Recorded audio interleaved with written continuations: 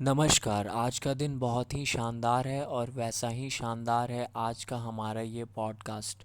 अगर आप नए हैं तो चैनल को सब्सक्राइब करें, लाइक करें, कमेंट करें और शेयर करना ना भूलें।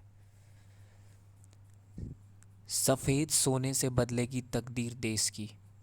सफ़ेद सोने के नाम से विख्यात लिथियम से देश की तकदीर बदलने वाली है। भारत के जम्मू क्षेत्र में मां वैष्णो देवी की तलहटी में लिथियम का अकूत भंडार मिला है। मालूम हो कि मोबाइल, लैपटॉप से लेकर वाहनों की रिचार्जेबल बैटरियों में लिथियम का प्रयोग होता है, जिसके कारण यह एक बेशकीमती खनिज है। संभवतः भारत ही नहीं, विश्व के लिए वर्ष 2023 की ये सबसे बड़ी खोजों में से एक है। हालांकि खनिज के इस खजाने के बारे में दशकों से अनुमान था। जियोलॉजिकल सर्वे ऑफ इंडिया ने 26 वर्ष पहले वर्ष 1995-97 में भी इस क्षेत्र में लिथियम होने की एक विस्तृत रिपोर्ट सरकार को भेजी थी, लेकिन तब इस पर कोई कार्रवाई नहीं हो पाई थी। इसके प्रकट होने का संयोग इसी वर्ष बना है। विशेषज्ञों के अनुसार 59 लाख टन लिथियम भंडार के साथ भारत के हाथों में जैसे एक खजाना लग गया है। मालूम हो कि लिथियम एक दुर्लभ संसाधनों की श्रेणी में आता है जो अभी तक भारत में नहीं मिलता था और भारत को 100% इसके लिए आयात पर निर्भर रहना पड़ता था। लेकिन इस खोज के साथ स्थिति पलटती नज़र आ रही है। अब इस संदर्भ में देश के आत्मनिर्भर भारत का सपना साकार होने वाला है। साथ ही निकट भविष्य में भारत विश्व में व्यापक स्तर पर इसके निर्यात की स्थिति में होगा। लिथियम के संदर्भ में पहले कुछ रोचक तथ्यों की चर्चा करनी यहाँ प्रासंगिक होगी। पीरियोडिक टेबल में यह तीसरा तत्व है। यह सबसे हल्की धातु है तथा सबसे कम घनत्व वाला ठोस पदार्थ है, जिसके कारण यदि इसे पानी में डाला जाए तो यह पानी पर तैरने लगता है। लिथियम एक चमकीली मुलायम धातु है। इस कारण धातु होने के बावजूद इसे चाकू से काटा जा सकता है। रासायनिक दृष्टि से यह नॉन फेरिक क्षारीय धातु समूह का सदस्य है और अन्य क्षारीय धातुओं की तरह अत्यंत रिएक्टिव है। पानी में डालने पर लिथियम तीव्र प्रक्रिया करता है। यदि इसे हवा में छोड़ दिया जाए तो यह वायु में विद्यमान ऑक्सीजन के साथ अभिक्रिया करने लगता है।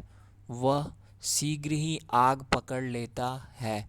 इस कारण इसको तेल में डुबोकर रखा जाता है।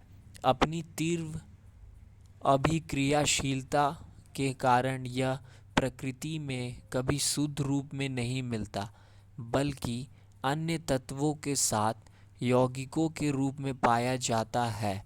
लिथियम सबसे चमकीले लाल रंग में जलता है, इसलिए आतिशबाजी में लाल चिनगारी के लिए लिथियम को सम्मिलित किया जाता है। लिथियम का उपयोग मोबाइल फ़ोन, लैपटॉप, डिजिटल कैमरों व इलेक्ट्रिक वाहनों की रिचार्जेबल बैटरियों में किया जाता है। इसमें सबसे अधिक इसका 71% उपयोग इलेक्ट्रिक वाहनों में किया जाता है। इसके अलावा मैनिक अवसाद व बाइपोलर डिसऑर्डर जैसे गंभीर मानसिक रोगों में भी इसका उपयोग किया जाता है। चीनी मिट्टी के कार्यों में भी इसका उपयोग किया जाता है। एल्युमिनियम और मैग्नीशियम जैसे धातुओं में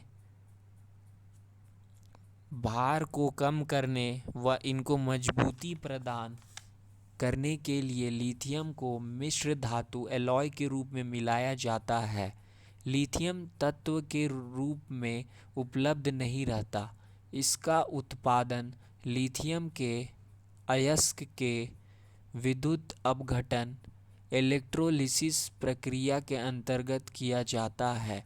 जियोलॉजिकल सर्वे ऑफ इंडिया के उच्च स्तरीय सर्वेक्षण के आधार पर स्पष्ट हुआ है कि माता वैष्णो देवी तीर्थ की तलहटी में बसे रियासी जिले के सलाल गांव में मिले इस लिथियम भंडार की गुणवत्ता सर्वोत्तम श्रेणी की है। विशेषज्ञों के अनुसार सामान्य श्रेणी में लिथियम का ग्रेड 220 ppm अर्थात पार्ट्स पर मिलियन होता है, जबकि जम्मू कश्मीर में मिले भंडार का लिथियम 550 ppm से अधिक ग्रेड का है। इसके साथ भारत विश्व के शीर्ष देशों की कतार में शामिल हो गया है। अभी तक भारत लगभग 100% लिथियम विदेशों से आयात करता रहा है। इसमें भी लगभग 80% चीन से आता है, लेकिन अब भारत का ये खजाना चीन के कुल भंडार से 3 गुना अधिक है। मालूम हो कि चिली 93 लाख टन लिथियम भंडार के साथ पहले स्थान पर है। ऑस्ट्रेलिया 62 लाख टन के साथ दूसरे स्थान पर है। जम्मू कश्मीर के 59 लाख टन लिथियम भंडार के साथ भारत तीसरे नंबर पर आ गया है। अर्जेंटीना 27 लाख टन भंडार के साथ चौथे स्थान पर, चीन 20 लाख टन भंडार के साथ पाँचवें और अमेरिका 10 लाख टन भंडार के साथ छठे स्थान पर है।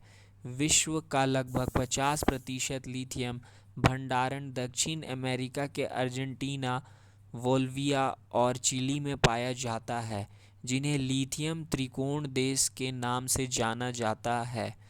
मालूम हो कि इस भंडार के मिलने से पहले तक भारत इस क्षेत्र में आत्मनिर्भर बनने के लिए अर्जेंटीना, चिली, ऑस्ट्रेलिया और बोल्विया जैसे लिथियम धनी देशों की खदानों में हिस्सेदारी खरीदने पर काम कर रहा था। इसके लिए बड़ी मात्रा में विदेशी मुद्रा खर्च करनी पड़ती थी। भारत ने वित्त वर्ष 2020 से 21 में लिथियम आयन बैटरी के आयात पर 8,984 करोड़ रुपए खर्च किए थे।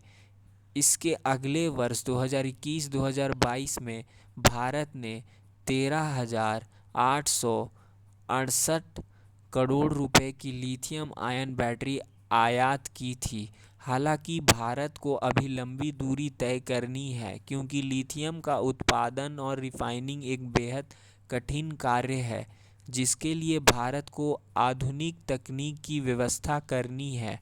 भारत का वर्ष 2030 तक का लक्ष्य 30% निजी कारें, 70% कॉमर्शियल वाहन और 80% दो पहिया वाहनों को इलेक्ट्रिक बनाने का है। एक अनुमान के हिसाब से वर्ष 2035 तक विश्व की सड़कों पर चलने वाले आधे वाहन इलेक्ट्रिक होंगे। इन इलेक्ट्रिक वाहनों की कीमत कम होगी तथा पर्यावरण की दृष्टि से वे अधिक किफ़ायती होंगे। जम्मू कश्मीर प्रांत में लिथियम के अथाह भंडार मिलने के साथ यहाँ के स्थानीय लोग उत्साहित हैं, जिनके जीवन स्तर का कायाकल्प होना सुनिश्चित है। देश के स्तर पर यह खोज एक बड़ी उपलब्धि के रूप में देखी जा सकती है। यह खोज हल्की धातुओं के आयात पर भारत की निर्भरता को समाप्त कर देगी और चिकित्सा के बुनियादी ढांचों को मजबूती प्रदान करेगी। इसके साथ इलेक्ट्रिक वाहनों का उपयोग करने की देश की महत्वाकांक्षी योजना में सहायता मिलेगी। आज़ादी के स्वर्ण काल में यह लिथियम खजाना एक दैवी सौगात की तरह है, जिसे महाशक्ति के रूप में उभरते समृद्ध भारत के सपने को साकार करने की दिशा में एक मील के पत्थर के रूप में देखा जा सकता है। धन्यवाद। मिलते हैं फिर एक नए पॉडकास्ट में।